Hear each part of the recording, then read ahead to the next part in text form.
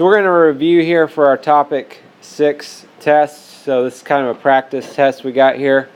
Number 1, Mario compares random download times of movies from 3 different services using the table below. Which service provides the fastest mean download speed? Fastest mean download speed. So what we want to think about when we do this, when we find the mean, we want to think about then the fastest speed. Is that going to be the lowest download time or the highest download time? The lowest download time, that's going to be the fastest one, right? If it only took 2 minutes versus 5 minutes, 2 minutes is faster. So we work this out. Should end up, who knew, the mean is 4.8 minutes. Amazing Prime is 4.7. And Peach TV is 5. So which service provides the fastest mean download speed should be? Who knew? Amazing Prime. The book actually messed up on this one, I think. Amazing Prime is our fastest. It's the quickest download speed there. Got it downloaded quicker than the other groups. Again, when you find the mean, make sure on your test you're showing your totals and what you're dividing by there. Number 2, Harry collects data from a random sample of 7th graders. Out of 25 respondents, so he asked 25 people, 10 ride the bus to school.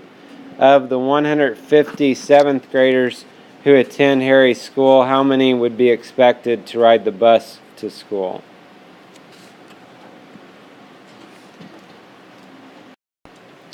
So to start out, this is going to be a proportion. We've got 10 that ride the bus out of 25 total. We're trying to find the number that ride the bus out of 150. So we can look for a pattern here.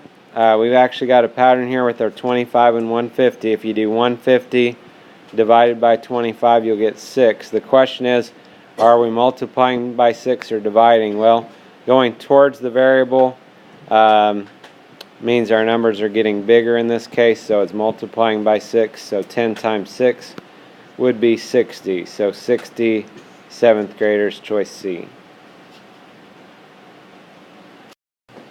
Number 3, Abby surveys every 25th student from an alphabetized list of students in the school. Is this a representative sample of students at Abby's school? Explain. So this actually would be yes. This is a representative sample. The reason is that every student has an equal probability of being chosen. Everybody could have been picked. Okay? Everybody's on the list there that they're choosing from. Number 4, Carrie is comparing the growth of plants under natural and artificial light sources. Part A, use the measures of center from the box plots to make an inference about the data. So measures of center we're looking at. So measure of center, we're looking at either the mean or the median. Looking at these, the median is going to be the thing that we'd be able to look at. We have no idea what the numbers are, so we can't even figure out the mean.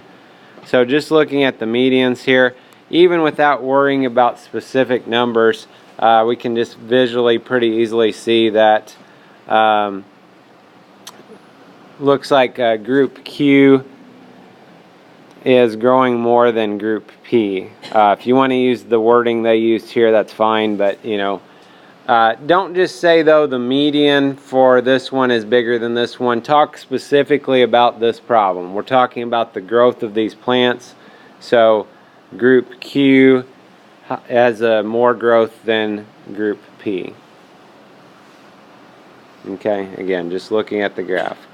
Q is bigger than P. Okay. For part B, they want us to use the box plots to make an inference using the variability of the data. So variability, we talked about some things with variability, included things like range, interquartile range, and mean absolute deviation. We're going to mainly look at the range and interquartile range here.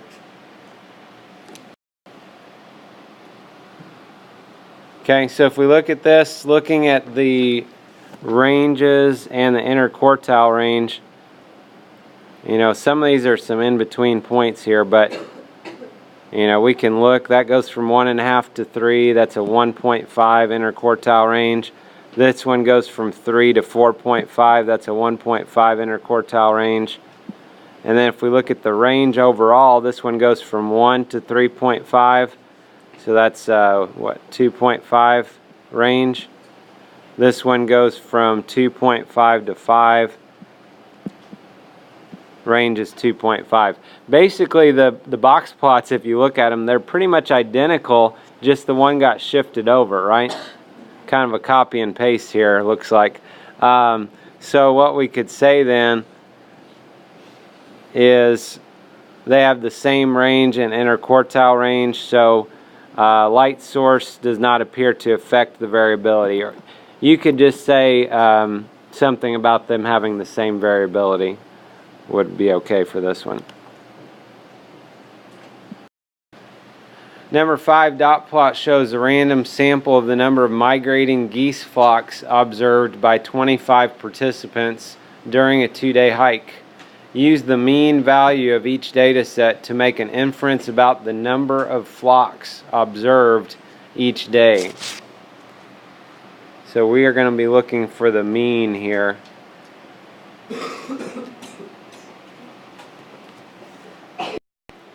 So we could individually add all the numbers together. I'm just going to put here how many there are.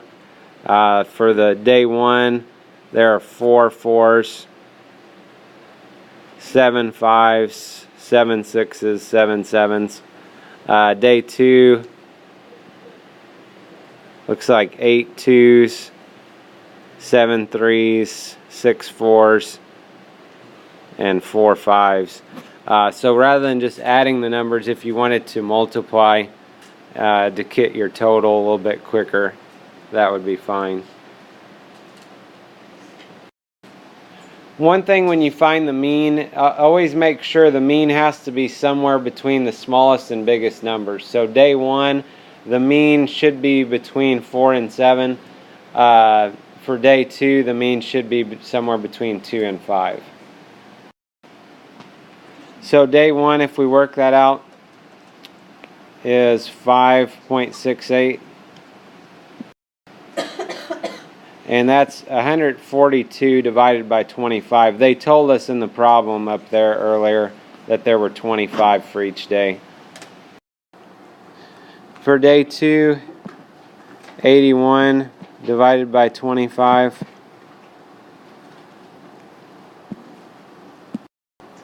Which is 3 24/100ths. Even without really necessarily working it out, we could kind of look at the graphs and maybe come up with an inference here. This gives us some data to back up our answer, but so we could say on average they observed fewer flocks on day 2 than day 1, or you could say they observed more flocks on day 1 than day 2. And again, we could actually just kind of look at the graphs and kind of tell that that's the case without specifically figuring out the means. Again, make sure you say something about observing flocks here. Don't just say the mean was higher for this one than this one. Okay? Be specific. Number 6, the drama teacher wants to determine where the drama club should go to celebrate their final performance. Which of the following is not a representative sample? Select all that apply. So, which of these would not be the way to figure out where to go to the celebrate the final performance? Students who do not act. Every 4th student selected from an alphabetical roster of the club. Students who appear in the first act. Students with supporting roles. or students whose names are randomly selected from a hat, which is not a representative sample. So here's what they said. Students who do not act, obviously they're not even part of this drama club at all. And again, that's saying it's not a good representation. The second one is a good representation, so that's why we didn't choose it. Students who appear in the first act, it's not allowing everybody in the drama club to potentially be picked. By just picking the first act people is why they mentioned that as not being a good representative sample. Students with supporting roles, if we just ask them, again, we're not allowing everybody, maybe some of the people that have the major roles to be a part of the decision. And the last one, they said would be good. That's why they didn't select it again. Now, one thing to mention here, we had some people talk about that we need to make sure when we're drawing names from the hat, these are people that are actually in the drama club, okay? So if we said, students from the drama club whose names are drawn from a hat, that would be okay. If we're just saying students, if this is just, asking all of the students and all of their names are in the hat and they're not even in the drama club, that is not going to be a good representative sample. So potentially you could argue that the last one would not be a good representative sample. Again, just depends. They should have clarified better about whether those students were in the drama club or not. Number 7, which of the following measures of center can be used to compare data sets? Select all that apply. So we talked about the other day measures of center, and out of the group here, the measures of center would be the mean and the median. Mean and median measures of center. The other 3 are measures of variability.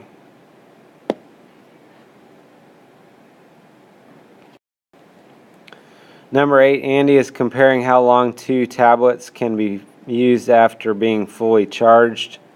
Use the measures of center to make an inference about the data. So measures of center we just talked about. Measures of center are the mean and median. So if we just look at the mean and median, if you'll notice, and we're talking about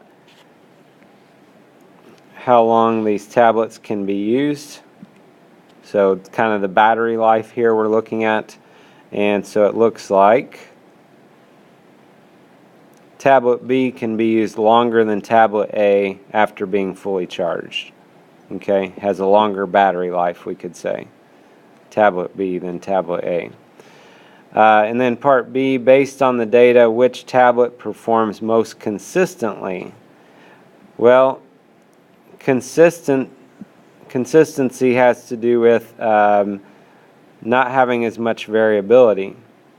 So with that, we would be looking at interquartile range and mean absolute deviation. So ones that have less variability would be more consistent. We know better what's going to happen, and less variability looks like also would be tablet B. So tablet B, because the measures of variability are smaller. So overall, a measure of center was higher and variability was less, so tablet B would probably be a good choice if we were going to buy one of these.